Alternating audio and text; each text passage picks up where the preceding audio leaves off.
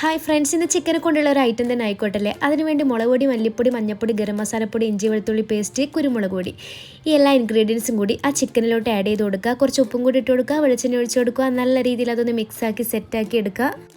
അടുത്തതായി പാൻ വെക്കുക, പാനിലും കുറച്ച് വെളിച്ചെണ്ണ ഒഴിക്കുക. പിന്നെ നമ്മൾ മസാല തേച്ച് പറ്റില്ല ആ ചിക്കനൊക്കെ അതിലോട്ട് ഇട്ട് കൊടുത്തിട്ട് നല്ല രീതിയിൽ അതൊന്ന് ഫ്രൈ ചെയ്തെടുക്കുക.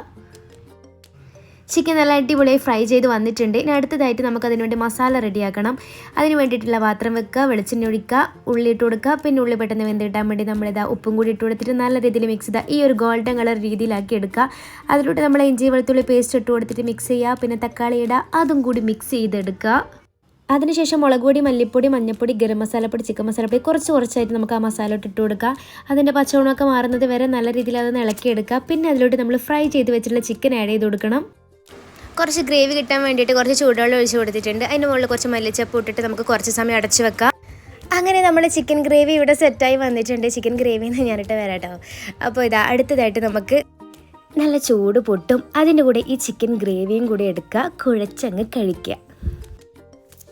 അപ്പോൾ ഇന്നത്തെ വീഡിയോ ഇത്രയുള്ളൂ. എല്ലാവരും ഒന്ന് ട്രൈ ചെയ്ത് നോക്കുക, സപ്പോർട്ട് ചെയ്യുക, സബ്സ്ക്രൈബ് ചെയ്യുക, കമൻറ്റ് ചെയ്യുക. Okay, by.